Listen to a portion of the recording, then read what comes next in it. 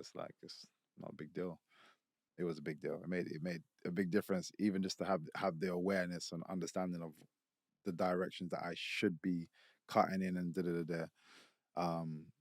Which is, I think, one of my, it was a flaw because that's how I ended up getting caught as well, because I didn't break properly. Um, but anyway, yeah, it was a it was that the training was boxing, but you could also uh grapple, so to speak, because they do dirty boxing. Right. So they allow you to clinch and throw punches while you're Wow. clinching, Okay. which for us is okay because we're MMA fighters.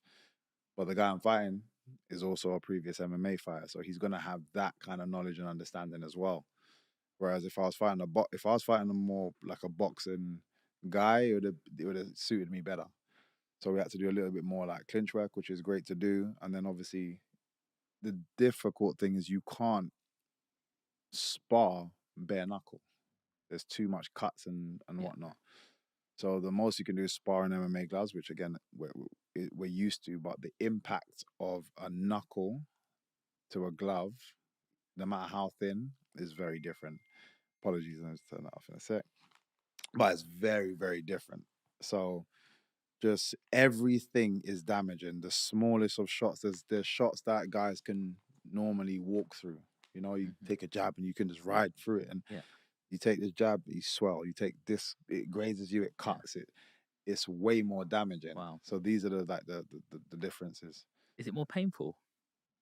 It's it, it's more painful after, I'd say, but again, and I use this example because people are like, oh, you're not going to be used to it. But my example was in MMA, the only real difference is the hands. I still get to kick people Hmm. and elbow people, and like you still do feel bone on bone at certain times. So there's no real difference really. And again, I don't really feel any of those things until after the fight. Like there's been many a times after a fight, I'm like, what the hell? Why's my leg hurting? And I'm limping down the road, and it's because there was one or two kicks that caught you during the fight. Yeah. But in the fight, it doesn't mean anything. Yeah. The adrenaline's too high. Mm. That none of that means anything. But straight afterwards, you're like, yeah, I remember. Yeah. So like, yeah. So again, same thing in the bare knuckle hit. My face was a balloon afterwards. My hands were swollen, like both hands.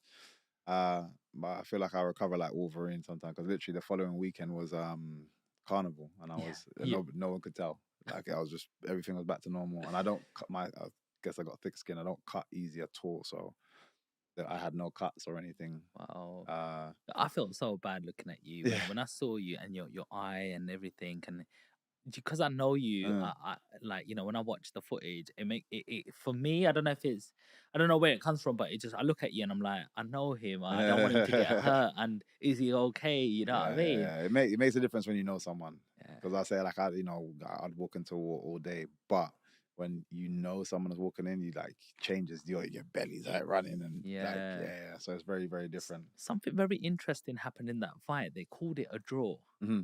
And then they said, in this case, we got one more round. And it's like, what the? How do you prepare for that? To be fair, we already know the rules ahead of time. I'm just not expecting it to go to a draw. And to be fair, I don't believe it was a draw at all. They didn't class one of my knockdowns either, so it shouldn't have been a draw. Obviously, he got a knockdown. They didn't class one of my knockdowns, and then they said it was a draw. So technically, I'd won that fight if they actually classed the knockdown. And then even the extra round, I was looking at it. I keep going back and I'm scoring it, and I'm like, I don't know how they gave it to him. But sometimes, just in the moment, I'm not going against it because I love Mike Perry. I kind of the way the past have gone since, it's just made perfect sense. Like that win set him up to those continuous wins and to just be the guy that and the character that he is now. And then I've gone on to do some great things now as well Yeah. and continuing to do great things. So I think it was just meant to be. But arguably, if I was scoring that fight, I won. And I always tell anybody, go and look at that last round and actually score it, like shot for shot, score it. Um, yeah, it's very different. Like you'd probably see it differently. The one thing I would say that, which is another alternative to the difference is a 2 minute round. The pace of a 2 minute round is intense. Like, people think because it's less time, it's easier. I'd actually prefer to do a 5 minute round. Because a 5 minute round, you can take your time, both sides. It's almost like a unwritten agreement. Like you're taking the time. There's a feel out process. 2 minute round, you don't have time to do any of that. It's like now. Like, and to do anything, I challenge anybody to just go on the bag for 30 seconds, all out. Just go, pop, throw it. Forget technique, just power on a bag and see how knackered you are in 30 seconds. So imagine that kind of pace for 2 minutes. It's a difficult game, very very difficult, and I respect everybody that's in that game. And like I said, obviously Mike Perry's been doing really well, bar his last boxing fight, which is very different. But in the actual BKFC, I believe he's the world champion now as well. Yeah, he's a tough guy. Mm-hmm. How do you get over a situation where, other people can relate to this? They might not be fighting, but they want decisions to go their way in life, and they feel that they've been treated unfairly. Could even be a manager who goes, "You're doing great. You might be top of the leaderboard. Sorry, I want this person to actually. She's my favorite."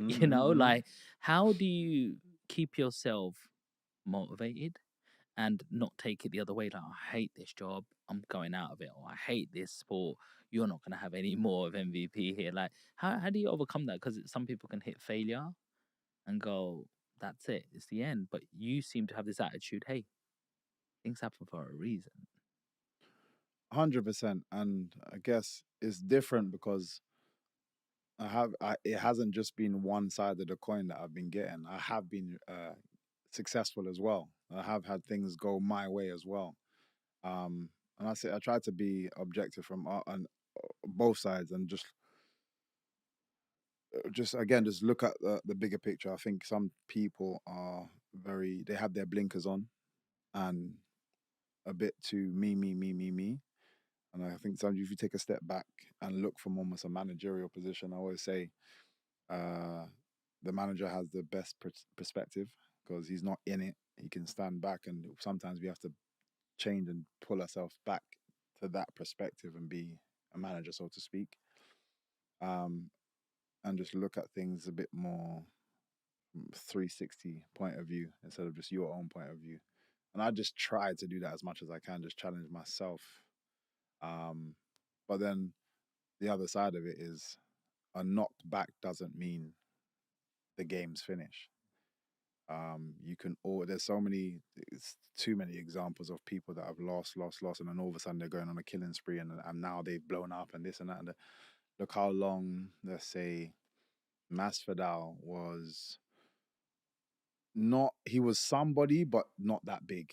Then he gets one big knockout. Then he gets another big knockout. And all of a sudden everyone's talking about him, just talking about him. And now he's one of the biggest names in that field, just because he had a bit of a run at the right time, couple of amazing KOs. But he's not like he hasn't been KOing people his whole career.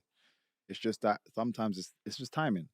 And if he had given up before, like, oh man, it's not going my way, I'm not getting enough money, not getting enough pay, he would never have achieved what he's achieved now and been getting paid and being able to demand what he can demand now. So you always have to, again, ignore being just stropping over, spilt milk. You can always correct it. You can always clean it up and keep moving forward and correct it. That's just my attitude for a lot of things. I already know. I know, and I'm confident in my talents. So I know that regardless of what happens here, I'll pick myself back up and I'll come back and then still progress. Nice. You said in the Mike Perry fight, one of the things that you overlooked was the ring. It reminds you of a situation where Tyson Fury was going to be fighting, I think, Vladimir Klitschko, and they were going to call the fight off because they said like the floor was like too springy or too soft or something, and everyone was like, "Why are you being ridiculous, etc." And he was like, "No, I'm not going to do this. That's what he likes. That's perfect conditions for him."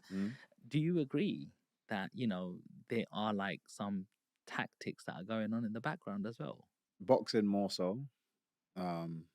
Because again, fighters have a bit more say, especially if it's you're partnered with the organizer, or it's, it's your show, so to speak. You're the favorite, blah blah blah. So there's definitely a bit more of that in boxing. MMA, no, not really. It's a lot more difficult to have things your way. But yeah, those things do make a difference. Like,